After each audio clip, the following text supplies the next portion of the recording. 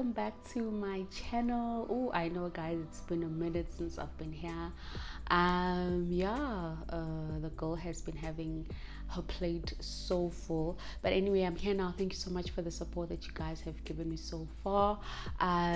First of all, before we start, I just want to talk about this hair. Like, wow, I really love it. The last time when I talked about them, when I was doing the makeup video, I talked about my sister having her own hairline and stuff, not hairline but like revamping and starting her hair business again. So this is one of the styles that she had, and wow, I'm not sure what color is this, but I just want to call it maroon to red, and then it also has like the stripes of black patches still, especially here on the front. So this is a 14-inch unit. If you are interested in the hair, please comment down below and I'll be sure to hook you up with the hair. So today I'm going to be tackling the subject on how to decide on which home to buy, or where to buy your home rather. I'm not going to go into the nitty-gritties of interest rates and all of that, because that's going to be quite comprehensive and it's going to make the video very long, and I'm not the expert in that subject matter to be particular. So if you want more information on that, you can just go to Nicolette Mashilo's Nicolette, I think it's Nicolette Mashilo or Mashelo, but I think it's Mashilo. She explains and she goes into depth on interest rates and all of that, on why a home can be, or how a home can be a liability, how is it an investment, how is it a good asset, and all of that. So if you want to go into the accounting nitty-gritties, I think you can go to the expert mater, who is Nicolette Mashila. I really love her. She also calls herself the Fitness Bunny. I know that she also has a YouTube video. So what I'm just going to be talking about is how to choose maybe the correct location, and whether to go for a complex home and to go for a standalone home, home in a complex rather, or a standalone home, because we've kind of like had an experience on both, and I just want to share with you guys what we've learned on that journey so far. So first of all, the most important decision that you're going to make before buying a home is choosing the right location. The right location is important. Like when looking at the location in which to buy your home in, I think it's also important to be futuristic in your decision. If you've got children, it should be easy access to schools around. Also preference to shops, if maybe should be easy for you to go get bread, for example. So easy accesses to shops, and also if it's got good accesses to schools and shops, it's going to make it easy for you to also resell your home, because generally that's what people look for, and that's what they use for advertising when they're advertising your home. If you check on Property 24, whatever property website that you use, you can see that when they advertise home, they'll tell you, well, it's 2 kilometers away from a hospital, it's 2 kilometers away from Mall of Africa, for example. So you know that you are close to homes, or you're close to high school or a primary school. And also what also when it comes to school, you should also look at the types of schools that are there and the affordability. Say for example, you in an expensive area, maybe like Sandton or Bryanston, or Sandton or Bryanston, or even Waterfall. And obviously, maybe let's say you've got kids or you've got a family, they are gonna need to go to school in future. So if you in an expensive area, you must know that everything in that area is going to be expensive, and then you must be able to afford it. You must be able to afford the schools around there as well. So check the schools, how much are they, and generally if your area is expensive, you must just know that also the schools are also expensive, so you just must check that out as well. And also, as much as there's schools around, also check the distances. How long will it take for you maybe to drop your kids off in that school that is nearby, and also your working distance, you know, how far it is from work, because you don't want to buy a home and then after that add to the expenses of having to pay petrol or use public transport maybe that will require you to have like to be on maybe 3 taxis in order to get to work. So distance from work as well is also important. Also, you know, with us this generation, you know, we change workplaces a lot.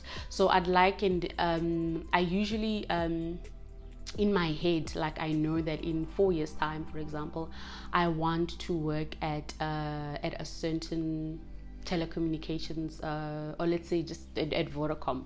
Maybe in 4 years time I want to work at Vodacom. Then how far is my home away from that workplace? Or say that I want to work at MTN, you know, Vodacom is at Midrand, MTN is in Roodepoort. How far is it from Vodacom? How far is it from Midrand? So that, you know, when I decide that I'm going to make the career jump or make the career move, it won't be far from either places. So whatever it is central on where I plan to work in future, I also consider that, and where my children are going in primary school. At the moment they're in primary school. If I'm going to stay there for a long time, is there good high schools nearby? How much are those high schools and how far are they? So I also consider that. Also the reselling of the home, you know, you must check around the place if is it a high demand area, is it a low demand area, depending again on how long you plan to stay there. If it's well, it is good for you to buy at a place where there's high demand, and you know, people are able to resell their homes much quicker. I remember the first home we bought, it was when we were still staying in Nelspruit, White River.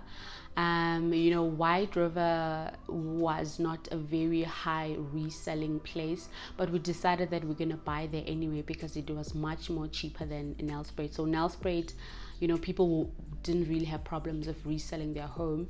And then when we went to White River, we bought in a complex, and we actually struggled a bit when we moved the side and we had to resell our home. We really struggled. So that's also important. Just check how, you know, how's the reselling there. Are you going to be able to sell your home again when you want to move? You know, that's also important. So choosing between a complex and a standalone house. Okay, first of all, complexes, they are called security complexes because, you know, there's security in the gates, it's enclosed, and then there's perception that there is security.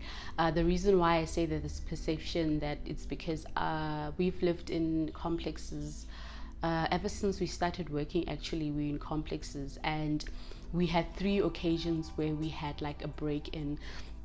So that's why I'm saying that security complexes are actually, it's just the perception that there's really a security, because sometimes it can happen that there's a syndicate going on inside the complex where they break into people's homes and they steal or whatever. Because inside a complex, it's very easy for your neighbors or for your people to notice your movements, because they can see, okay, maybe at 8 o'clock you go out to work, and then they know maybe your nanny and maybe your child is the only one at home, and they know December times, you know, that complexes get empty and then people go home. That's where people get a chance to break in, and so it's easy for people and your neighbors around you to sort of like check your movements so that they can plan to break in.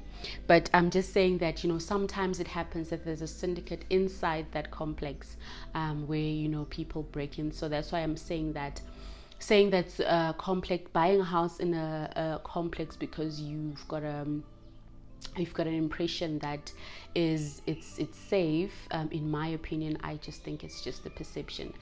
We had 3 instances where we had a break-in. The 2 instances we were not home, and then the second instance was we were inside the house.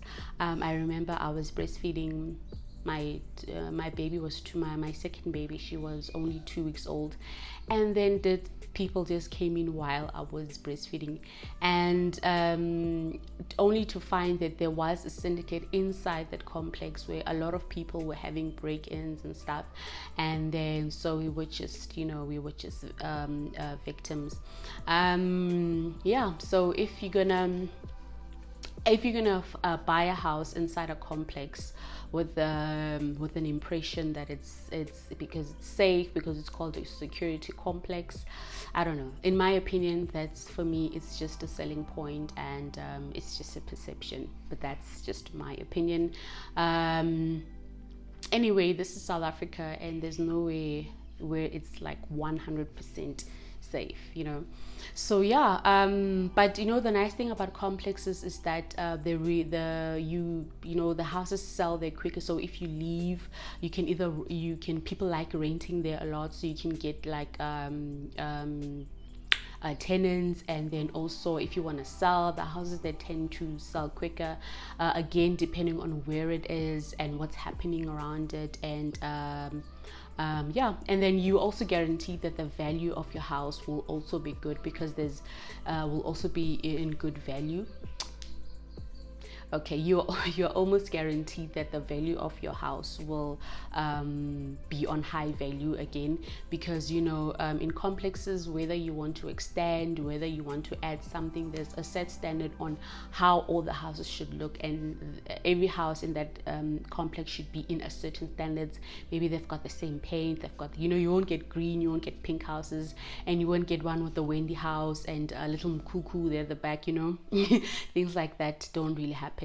I think you get penalized or something, and you just and there's a lot of rules when it comes to complexes, because they want to keep the value of the houses as high as possible, and your neighbor does not have the right to bring down the value of your house because they got little Zuzu outside. Nah, that doesn't happen. So that's the nice thing about living in complexes.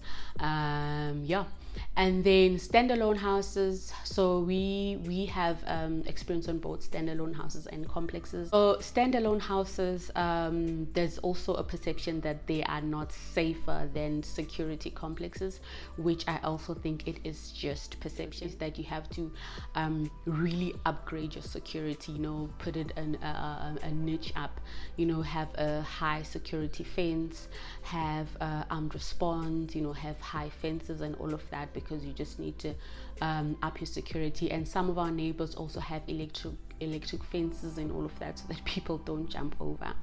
And then, but the nice thing about it is that the community takes the safety of the community members take the safety of the whole community very seriously. So if they see like idling cars, sometimes they actually go to that person and ask, like, what's happening, like, why are you just standing here? If they also have WhatsApp groups, where we chat about if maybe we've got any security concerns, then we can just let people know this is the concern we have in all of this. So it's like the community members look after each other, so that they can that's just another way to up their security. So I like that a lot about standalone, and I actually didn't think that it would be like that. I just thought, you buy a house, you'll be in standalone, you'll be in your house, and then you won't know what's happening. If you're in trouble, nobody's gonna know. But it's actually the opposite.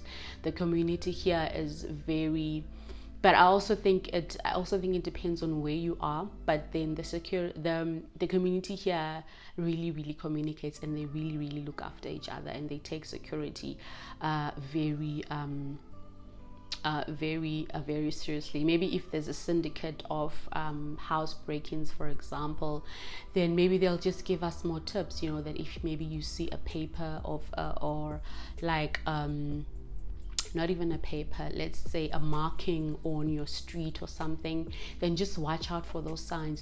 That means maybe your house has been marked for break-ins or whatever. So yeah, you get things like that. You get the community members talking about things like that. So you're always on the lookout. So yeah, I think the community members actually make it really nice, and like really kind of like I actually feel much safer here. And then also the nice thing about standard, and also another nice thing about no, I was speaking about a negative. Another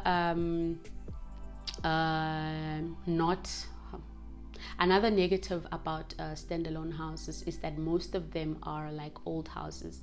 But the nice thing about old houses, they are really big, and they are not very expensive.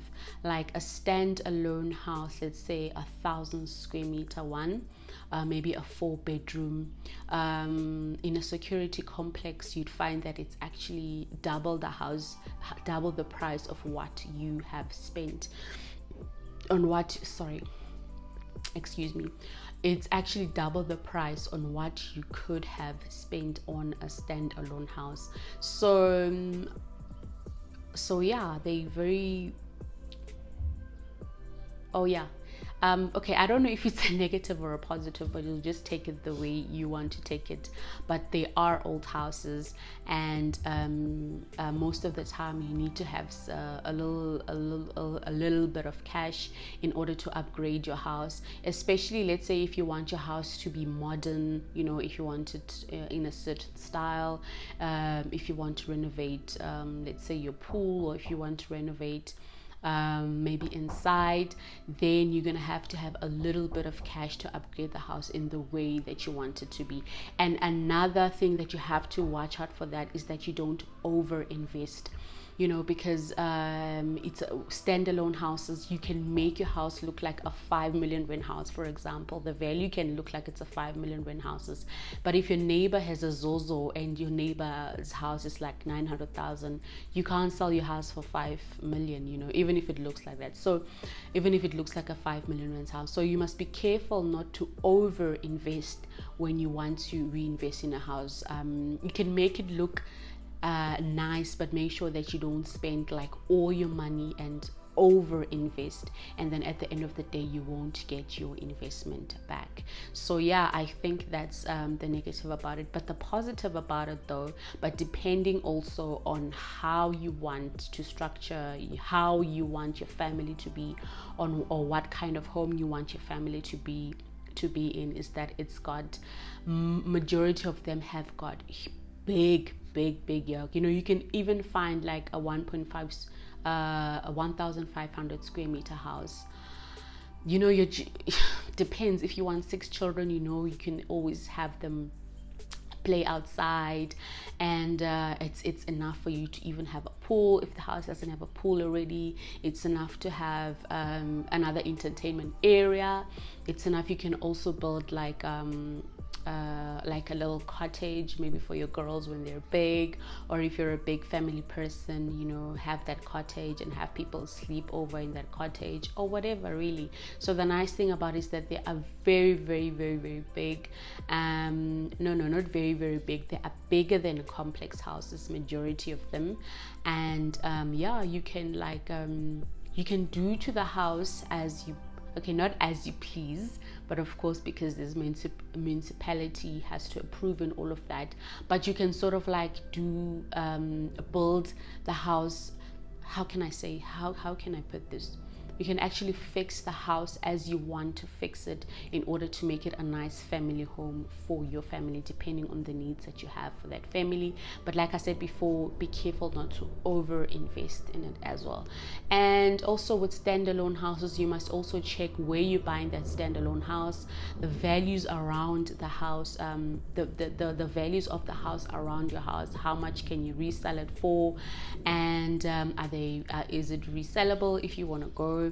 I'm not sure about people or people wanting to rent standalone houses. I don't know if that's a popular thing. I don't have experience on that. So another thing that my husband and I used, in order to make a decision on where we wanted to buy a house, I did not think for the life of me that I would ever live in a standalone house. I was very set on security complex houses because they're so modern, they're so nice, you know. But like the direction in which I wanted to take my family, the direction in which we wanted to take our family in, you know, we wanted our kids to have ample space to run around. We wanted a trampoline for our kids, we wanted a swimming pool for our kids, we wanted, you know, we just wanted space, you know. We wanted a study, for example, you know, because majority of the houses that we could afford at that time, if you wanted a study, you have to convert a bedroom into a study, you know. But the house that we're in now, we actually have a study, and then there's also like you don't have to convert a bedroom into a study, but there is an actual study where we could study, and there's enough space. The children have space. Even in their bedroom, they've got enough space, you know. If they want to go play outside, we could get a trampoline. So we wanted to move our family into that direction. We also wanted dogs, you know. In security complexes, sometimes they really restrict you on, you can't get pets, or maybe you can just get small breed pets, no big dogs and all of that. So we just wanted that freedom, you know. So yeah, that's how we came into a decision of buying a standalone house. We actually shopped around for a very long time, and we went to security homes, security complex houses, and we could see that all of them were so small and so overpriced. And yeah, because you know, security complexes, they actually do take a lot of advantage. The houses are so small, but they're just so overpriced, you know. And like, you can't, they're beautiful, they're modern, but they're overpriced, and you really can't do much. You can't really extend much, you know. There's just a lot of rules. So we just wanted a lot of freedom. So that's what we did. That's how we got it. And also looking at the prices of the house, like we prepared for the worst kind of thing. Like, okay, if something happens to one of us, or if somebody had to go, for example, on a sabbatical, or if somebody got sick and then they couldn't go to work anymore, or you know, if somebody got retrenched from work and then one person is working, at least we should be in a position that we won't lose our home. So that we structured our house finances in a way that at least one person could afford to pay okay, not one person per se, but at least one salary would fit into buying a home, you know. For example, let's say if one of us would lose our jobs, like I said, if one of us wanted to go on a sabbatical, on a spiritual sabbatical, or you know, if one of us got sick, at least we won't lose our home, because one salary would be enough for us to pay off our home. We still have a home. Maybe we could lose a car, maybe we'd need it maybe to downgrade our the way of living, but at least we would still have our home. And lo and behold, you know, the pandemic happened, people lost their jobs, people were losing their homes, and lucky for us, we were safe. We got to keep our jobs. We even now, both of us are still working, but you know, you really don't know what the future holds. So we didn't want to buy a house that was too expensive and in a way that we couldn't even like breathe, you know. We still wanted to breathe, we still wanted to go and have our holidays, but we still wanted to have a big beautiful home where our kids could just run around. And then that's how we came to a decision of the house that we live in now. And then compared to a security house and standalone, I think I've said enough on like the differences between the two. That is it that I have for today. Let me just check if I covered it. That is it that I have for today. I hope that you found this video informative. Please don't forget to subscribe if you have not subscribed to my channel yet, and please don't forget to like this video. You know, it only takes like, it doesn't even take seconds. It's literally like a femtosecond for you to just press the like button. So don't forget to like this video, and I will see you on the next video, guys. Bye.